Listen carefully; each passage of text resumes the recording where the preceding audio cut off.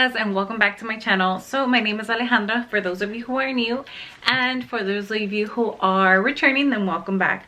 So I have, ever since I vocalized the whole pregnancy struggles that I had, and now that we have our rainbow baby on the way, I have received so many DMs of you ladies sharing your stories with me, and I want to say thank you first and foremost, because I know how hard it is to share it and to just, sometimes I don't even know you girls, and you guys like tell me like you know your guys' struggles and stuff, and I really appreciate it. It makes me feel less alone, and I'm sure it helps you guys relate to someone, because I know it helps me that same way. Now, another thing I had previously mentioned to you guys in a video was, or in several videos, is that I have a bicornuate uterus. Now, a lot of you guys don't really know what that is, but I've had several girls actually DM me, people that have found me through my YouTube videos, which I'm very grateful for, and asked me about how I'm dealing with the whole, or how my pregnancy is going with the bicornuate uterus. A lot have also asked me to verify, or if I have actually verified if I have a septate uterus. Now, when I had my miscarriage, the tech and the doctor specified it was a bicornuate uterus, so I do not have a septate uterus. The difference between those two is that a septate is basically, so your uterus is like this. Septate practically like divides the complete uterus, giving it like no room whatsoever, like here in the middle. Now my uterus is heart shaped, so it's literally like this. So it has two horns, but they only fused up to like this little space right here, and it's just like literally like a heart. It's an indentation, but it's not completely like all the way down where there's a separation. Now, what a bicornuate uterus is, it's in other words a heart-shaped uterus, but it's not something that happens like now that I'm a grown woman. It's something that you're born with. I had to do my own research, and I asked my doctors. They weren't really I want to say helpful in explaining to me what it was, because to them it's just like, okay, I've seen it. I've seen women get pregnant and have either C-section or natural birth, or vaginal birth I should say. So it's not like something out of this world. It's just not as common. Now, they weren't as helpful as giving me information as to like what is going on, like why am I miscarrying, or now that I'm pregnant, like what are the effects.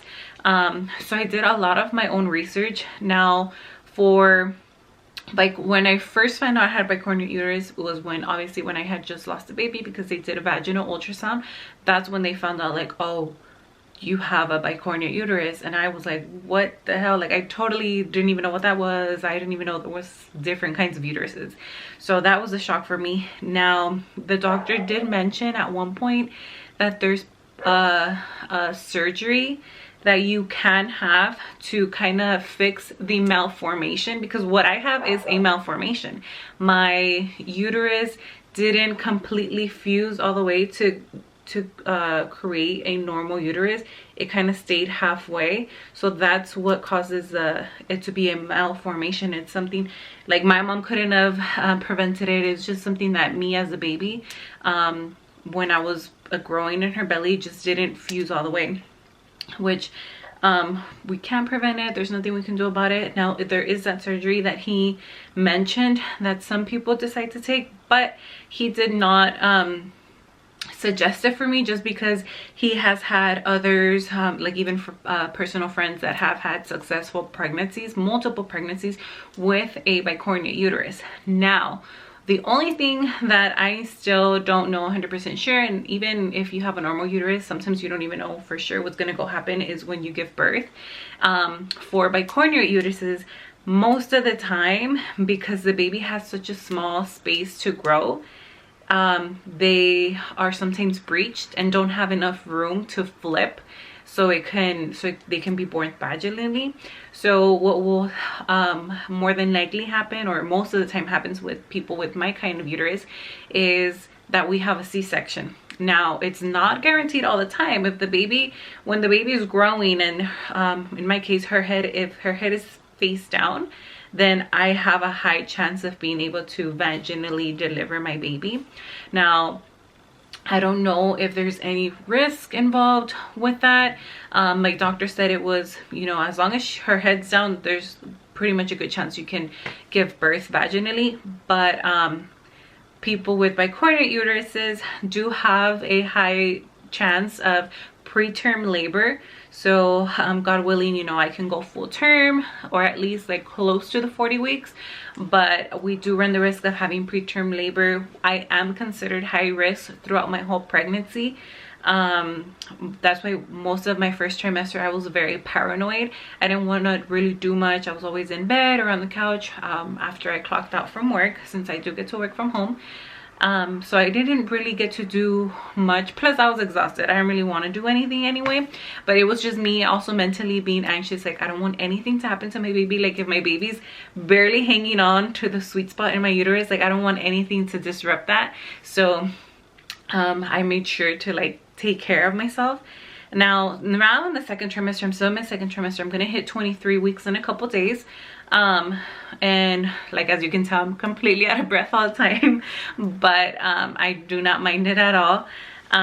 So I can strictly and like clearly feel her all the time now, so it gives me peace of mind, even though I haven't gone to an ultrasound or a doctor appointment in almost 2 months. Due to COVID, it's just been a phone appointment this last time, but luckily I get to see her at the end of this month, so I'm excited about that. But we do, like I said, we are considered high risk. That's pretty much the only thing. Luckily, I haven't had gestational diabetes. I haven't had any other complications. I have not bled or spotted throughout my pregnancy. I haven't even had like cramps or any, like, it's just the only thing that's been kicking my butt is the pelvic pain. But because ever since, well, my first ultrasound, I asked, well, what side did my baby implant on? I had a feeling it was on the right side, because that's where I felt like pulses or like little cramps when it was like implantation time. So the doctor did say that the baby was on the right side of my uterus.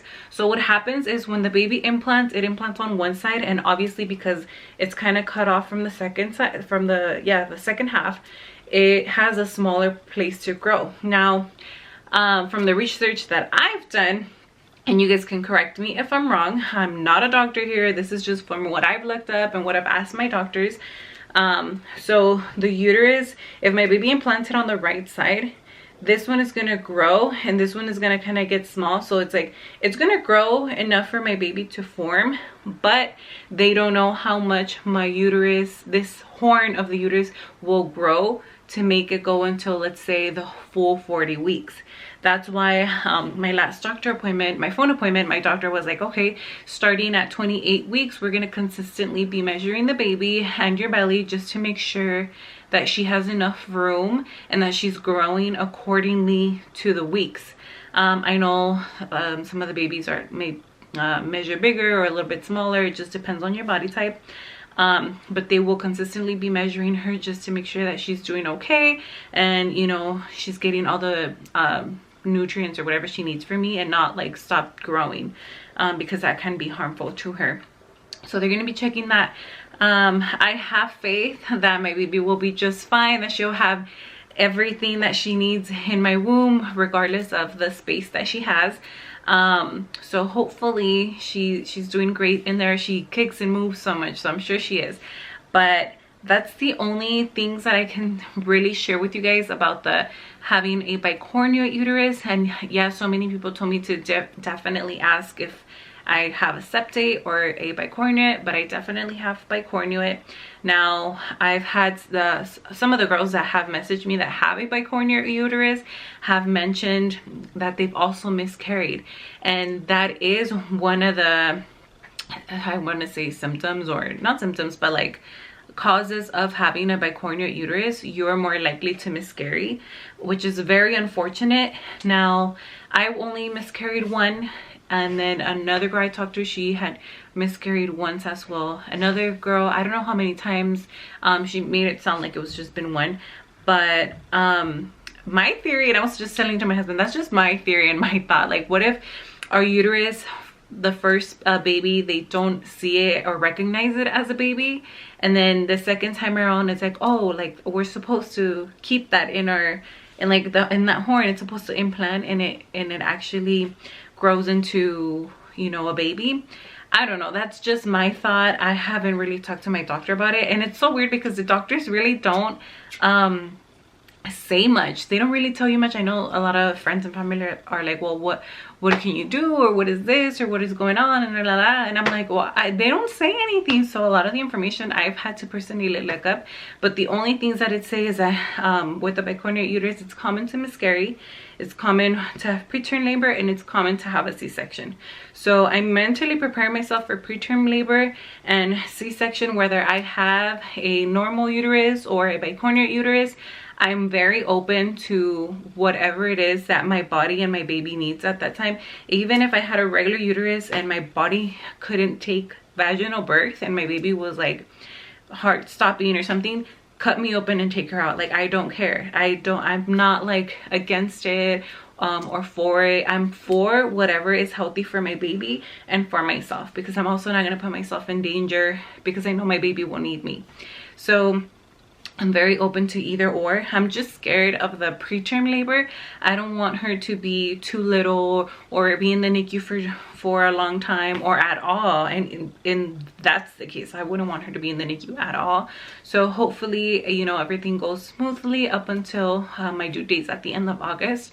So hopefully, you know, until then, but God willing, everything will be fine. I'm staying very positive in regards to that. I know my baby will be doing well. But other than that, I mean, if you guys have questions about having a bicornuate uterus, or the comparison between like you guys having a septate, because that's been the most common messages I've been getting, so just leave them down below or DM me. A lot of you guys have DM'd me on Instagram at Styles by Miss Ale. I'm very open to talking about it. I don't mind. A lot of people are like, oh, I'm sorry if it's so personal. I've vocalized what I'm going through because I know there's no information out there. So if I can help in any way or just give you my opinion, my suggestion, or my experience, I know that that'll help ease your worries, because I know it's done to me. I literally would Google the hashtag, or on Instagram, like bicornuate uterus. There's like only 1,000 posts in there, and probably like a third of them are mine. But definitely, now another thing I do want to say is that because I do have a bicornuate uterus, and they the doctor did clarify that my baby was on the right side, that's where I felt her the most part. Right now it's so weird because she grew, obviously she's been growing. So now what I feel, and I have a Doppler, so I use it to hear her heartbeat even though I can feel her. So before, and I'm gonna stand up for this. Before, I used to find her heartbeat down here. This is my right side. I know for you guys it's on the camera it's different, but this is my right side. I would hear her heartbeat down here. But now that she's bigger, I find it down here, like kind of like right here, right under my belly button is somewhere right here. Where is it? Yeah, right here. I find it down here. And then it's always hard up here, so I'm assuming her butt is up here and her little chest and head area is down here. So that gives you an idea that my uterus, the right side, has expanded, and she is like this, practically like this. I'm hoping it is. I'm not 100% sure, but that's just what I believe, because if I look for her heart up here, I can hear her heart. It's literally right here on this side now. And before I used to only find it on this right side, but now it's so crazy. I'm like, whoa, then my uterus did stretch enough for her to keep growing and expanding. So I cannot wait for my next ultrasound so I can verify with the doctor and check her size and her weight. So I'm excited about that. But definitely, you know, first finding out that you do have a malformation that can affect your reproductive system is very scary. But definitely in my case, I prayed about it.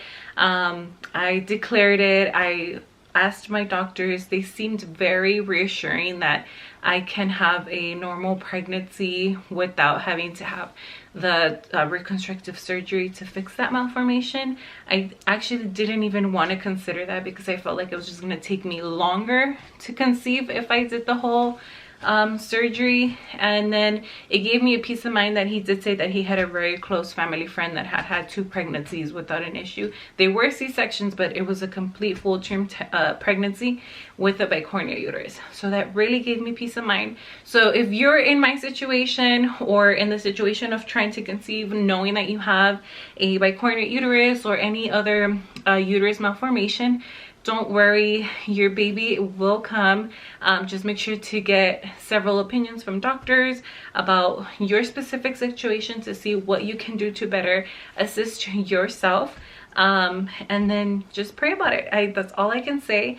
And for now, I'll keep praying for my little one to make it to the full 40 weeks, or at least as close as possible to that, so that we don't have any complications. But if you guys have any other questions, feel free to drop them down below, and do not forget to like and subscribe. Thank you guys so much for watching my videos. I have seen so many of you very interested in my pregnancy journey, and I couldn't be more happy because that's the only reason why I'm sharing my personal experiences with you guys. So don't forget to subscribe and share with anyone that you know that may be encountering this situation. I know it's like a very taboo topic, but share it with your loved ones that may be experiencing this or just need some type of comfort or someone to relate to. And then, like I said, my DMs and messages are always open. So I wish you guys nothing but the best. Take care and blessings. Bye.